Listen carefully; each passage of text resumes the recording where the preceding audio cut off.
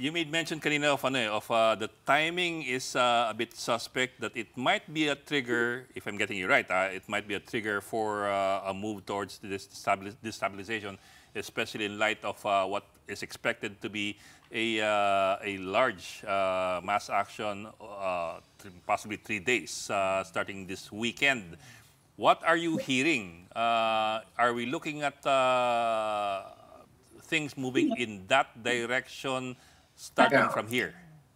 Well, a few days back, parang merong mga chismis na baka maging 1 day na lang, which is practically a retreat from the original plan na 3 days.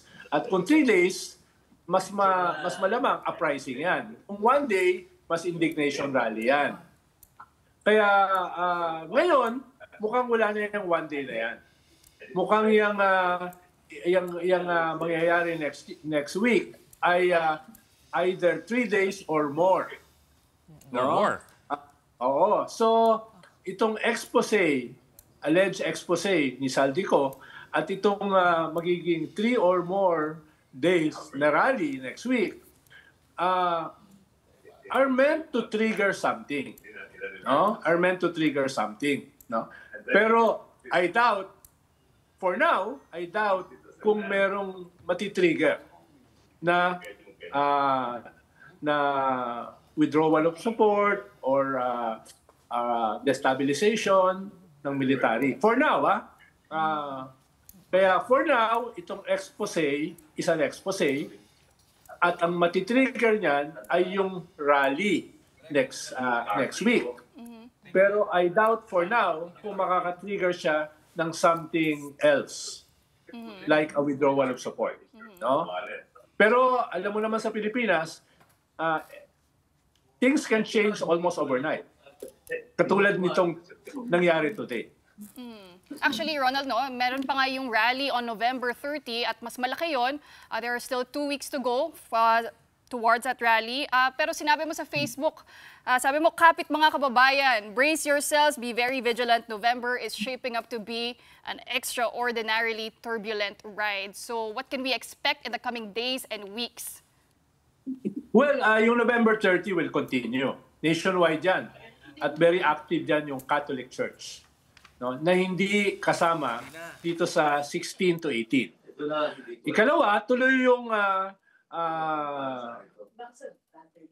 rally sa 23 sa EDSA Shrine, anniversary Christ the King yan, no? Activity na ina-approximate yung November 30.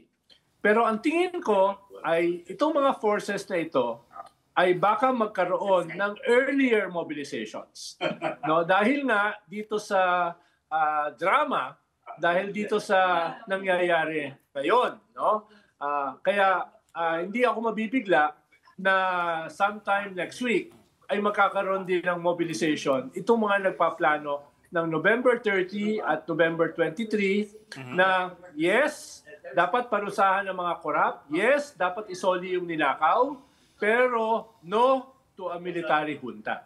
Yan yung message nila, no? Sa November 30, November 23, at possibly within the week. Next week. Okay. I apologize, but I have to stick in one more question before we let you go. Why do you say that you Apology doubt... accepted. Okay. Well, why do you say you doubt that this will trigger anything? When at the same time, you're also saying na baka hindi na 1 day, baka 3 days na yung rally or more. Kumbaga, humaba pa lalo, which makes it a little bit more alarming. Yeah, dahil una, nag-loyalty check kanina yung armed forces, led by General Browner. Second, alam naman natin a week before na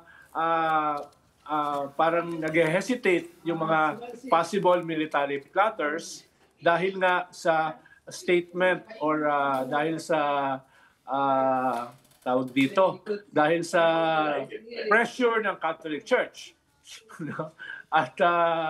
At ikatlo, yung diplomatic community. Meron silang direct at saka indirect pressures dito sa laban sa isang military junta. Well, I think yung ganyang klaseng pressure is holding. For now. For now, it's holding. Kaya I doubt kung magkakaroon ng military component or a withdrawal of support, itong mga rallies na ito, kahit mahigit 3 days. 3 days. Okay. No? Dahil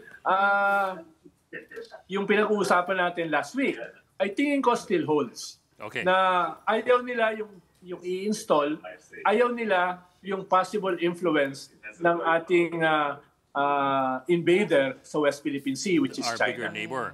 Okay. I get you there. Pero, Bok, you do remember na as far as loyalty checks go, nobody ever admits that they're going to be disloyal when they do a loyalty check. Yes, kung wala yung context ng simbahan, kung wala yung context ng diplomatic community, no, ay pwede mong sabihin na, pan lang yan, kaplastikan lang yan.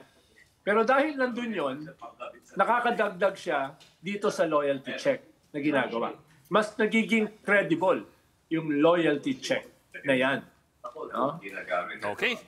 Bok, maraming salamat. I'm afraid Panguli we're out na lang, Ed. Then again, maraming options are on the table.